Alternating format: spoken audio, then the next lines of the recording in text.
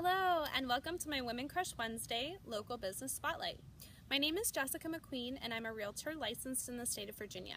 I live in the Northern Virginia area, so all the businesses that you see featured here will be local to the Washington metropolitan area, whether it be in DC, Virginia, or Maryland. I will be sharing products and services that I have used personally, I believe in, and I love, but I also love supporting my fellow women in business. I've realized as I've got my business started within real estate, it's really important to not only support small business, but also support other women. And in the spirit of sisterhood, I decided to dedicate my Women Crush Wednesdays to all the badass business owners out there. So if you personally know of a business owner or a product that's offered by a woman that you feel should be featured here, do feel free to shoot me their info. I'll leave my phone number and my email below, so feel free to contact me at any time. Or of course, if you're in the need of real estate, that is my specialty. I can definitely help you with that. But in the meantime, do feel free to enjoy these interviews, and I hope you get a chance to check out the product or service that my interviewees offer, because they really have changed my life for the better, and I hope you get to enjoy them as well. Thank you so much. I hope you're having a wonderful week. So hello, welcome.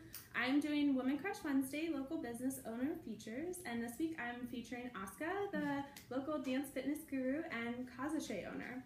So for those who don't know what Kazache is, please give us a little brief description. Well, it's a dance fitness class. It's a lot of Caribbean, African, hip-hop kind of all mixed in, but it's kind of like a rave setting, so it's like really fun. Hundreds of people come out and we just have a blast. It's kind of set up like a show. So it's fun. Yeah, absolutely. And how'd you get into dance fitness? It was kind of by an accident. I was 19 and I just started going out to a Latin club. And I was like, Mom, this is so cool, salsa, merengue, all this stuff, it's really fun. So I would go out just to learn to dance. And my mom was like, I'm taking this class called Zumba. I think you'll really like it because the salsa and da-da-da-da. And I was like, I don't do gyms. I've never gone to a gym before. But I was like, okay, I'll check it out one time for Mom. I went and it was pretty cool, so I was like, oh, I like the concept of it. Like, I like dancing, and like this is like a good excuse to dance. I never went to gym, so the whole concept of group fitness and all that was not at all in my radar. But then I just went home that night, Googled Zumba. I was like, so what is this? And the first thing that's on the page is become an instructor over a weekend in Miami. And I was like, oh. And I was like, Dad, I want to go to Miami and do this thing. Like, it was that same day. And then the next month I was in Miami, got the certification, came back, and I was like, oh, I guess I'm supposed to teach, right? So I just went to the closest gym and I was like, can I teach this? And they auditioned me and got me the job. And after that, it was kind of like, I didn't even think about it. Stumbled right into yeah, it's kind of like a hobby. Like, I'm going to do it because I want to learn something. Because I was like workshops and learning things. Yeah. Have you always had an entrepreneurial spirit? More than anything, a creative.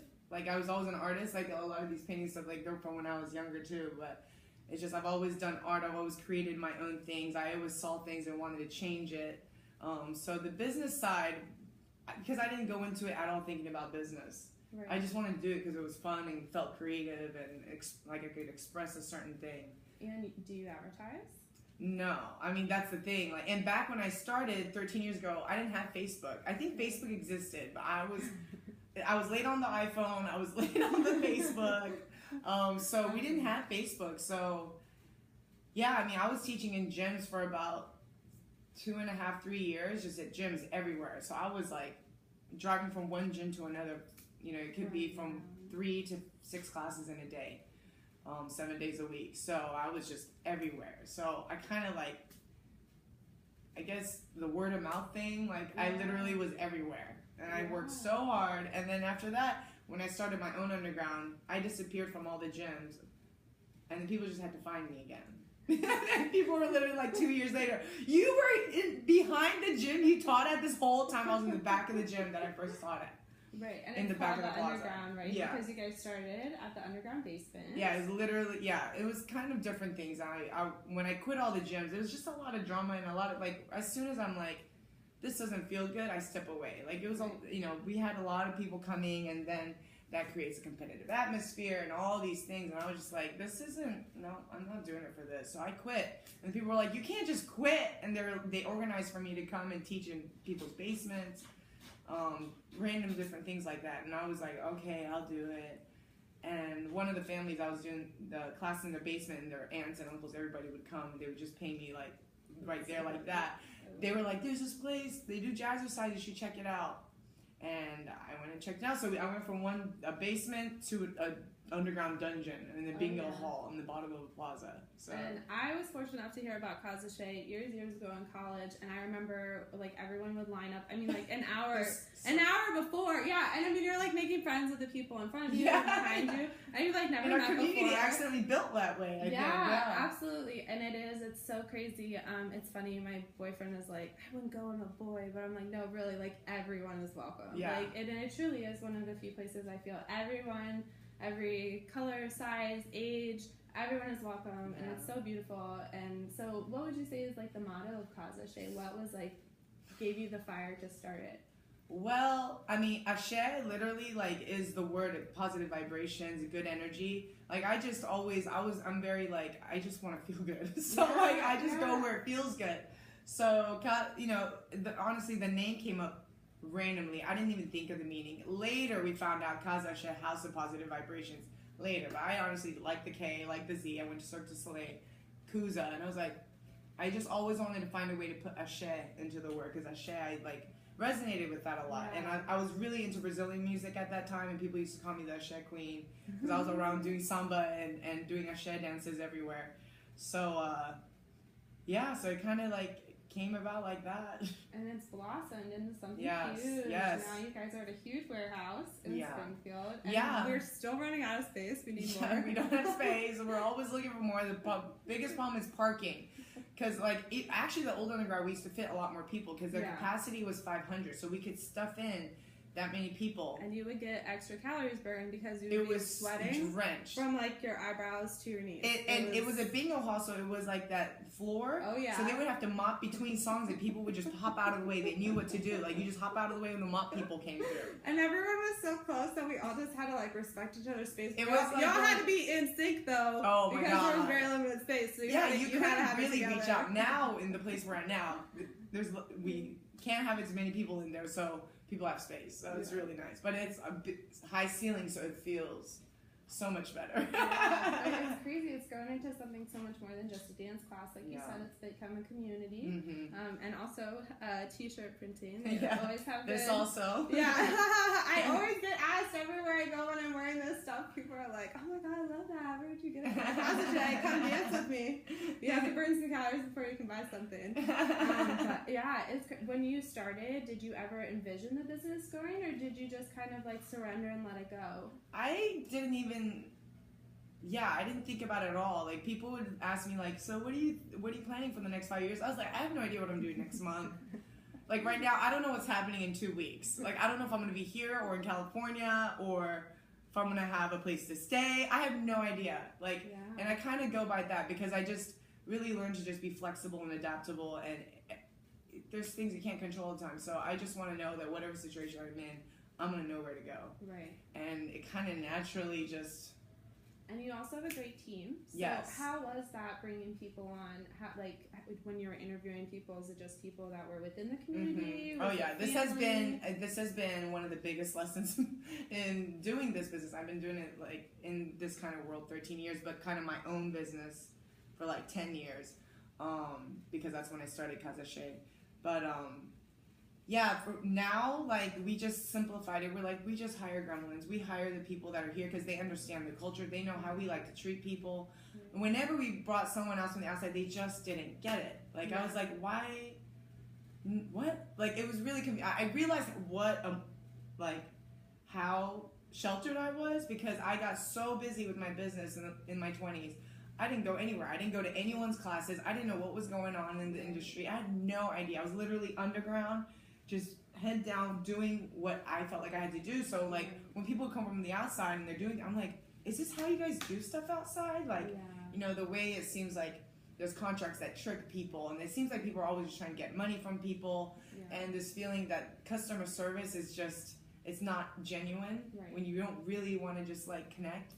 And I was like, no, only gremlins. And the same thing with the instructors. Only gremlins understand that culture. It's been always like, I've always tried to bring in people from the outside that I see amazing, but it just doesn't go.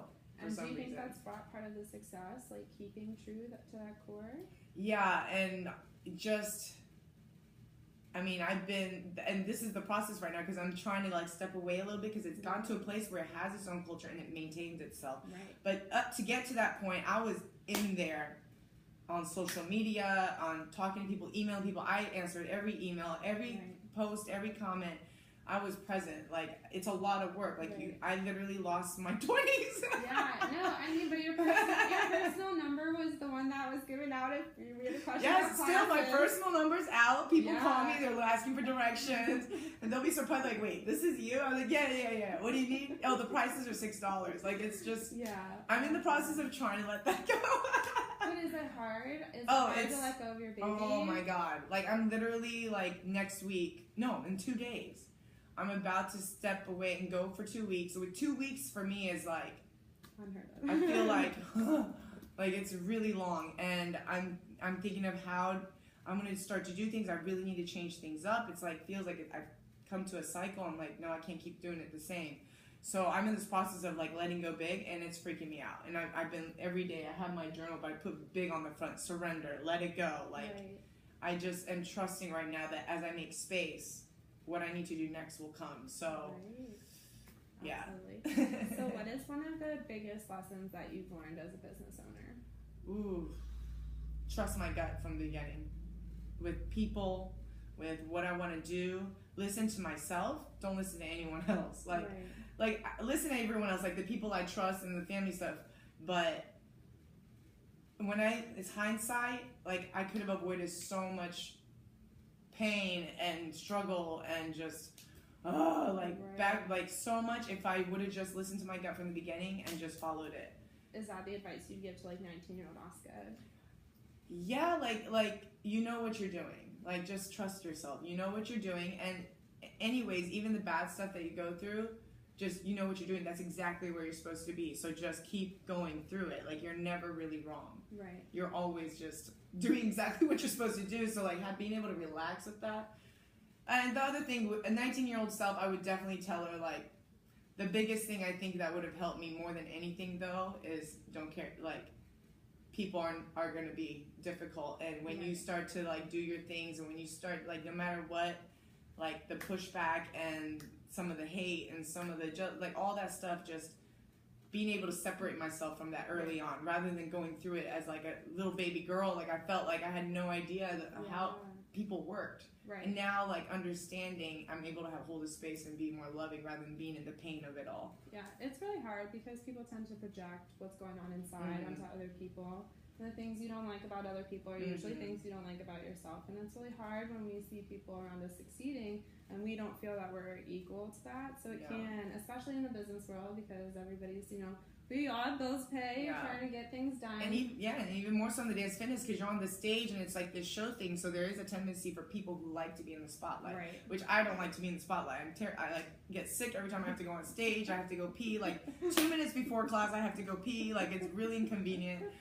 It's never a comfortable thing, but I think you operate from a place of passion, which is, I think that, I think that people are really attracted to that because it's very authentic and honest, and I think that's what we like to see out of people, because oftentimes, with filters and social media, it's really easy to project a certain image of something, but I think that what you've created is something that's very pure and it's operated from the heart. So I think when you operate and lead your life with love, that's the best way to succeed. That's actually the number one. I've been really thinking about. I really want to help people get in touch with their success. And the number one thing that's off is that everyone is looking at everyone else. Right. And if you would just focus in on what's real to you and do completely what's real and authentic, you can't fail. Right. You cannot fail when you're being real. And we're just so clouded by everything. And people are like, but she. I was like, but you're freaking amazing. Yeah, absolutely. And we forget that part. I'm a lover of yoga, and it's also within that community. It's a lot of but she can do forearm, and she can do more inversions, or her splits are insane, or whatever, and there's a lot of comparison. But I think when you teach a class that's very pure and of yourself, you attract the right type of people. You attract the type of people that are seeking that healing. which I think, you know, when you're moving your body, it's literally raising your vibrations. Yes, and you're healing. Yeah, you're releasing things. Absolutely. Yeah. And at Kazache, you will sweat it all out. Sweat it all out. Yes, you come out drenched. And then some. Drink lots of water before. Fair warning. Okay, so if you could describe yourself in one sentence, what would it be? Passionate, probably. I mean, then when you said that word, I was like, that's it. Like, I'm pretty passionate, which is like, like from the outside, it can look a little crazy sometimes, but I just am. Like, I can't do things halfway. Yeah, but I think that's a good way to be. I think that is one of the things with business is you will reach places where you are in a plateau or it's really hard or something isn't working out. I know when you had to find a better space, you know, moving from the underground, it was like very chaotic, and with the shutdown, with the we there was a while where there was too many people, and the fire department did not like that. We were a little snuggled, a little closely. The parking was crazy. And I mean, we were triple parking. Like we just filled the parking lot. If anyone knows a space with lots of parking, you need to let. We need like 500 spaces in a big building. Please, for real, lots of fans. Air. Good airflow, priority number one. Bathrooms too. Absolutely. So, and then how does your company help the local community? A whole list of ways. Yeah, I mean, I think the number one way that I feel most proud of is to create that we have a space for people where they can just feel good and that they can feel like wherever they are in their journey, they can celebrate themselves. And I feel like we have such a diverse group and anyone can come in and feel like they can find their little home there. So that's number one. I mean, like, yeah, we do our mega sheds, our events for charity events and stuff. Like, I feel like that's typical. I feel like all businesses should simply do that. Yeah. Like, you don't even, that's just a given to me. Like, I don't even, like, count that. But the what's special is more like just the space that we have for the community. And I think from that space, anything can happen. And that's why I'm stepping away now. I'm like, this space is what's important. It's not this whole business thing. Like, I need to see where we can take that. Absolutely. Yeah. And if you had to give advice to a new business owner who's just getting started, what would your advice be to them?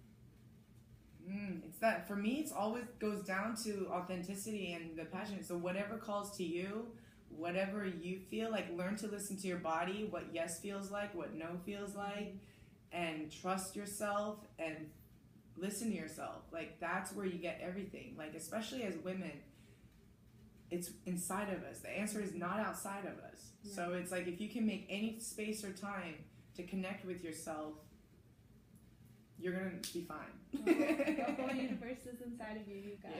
Yeah. Okay, well, thank you so much for taking the time. I really do appreciate it. So Kazache is amazing. Go check it out. It's on Industrial Road in Springfield. Come get your sweat on. Every day, so there's no excuse. Lots of time slots now.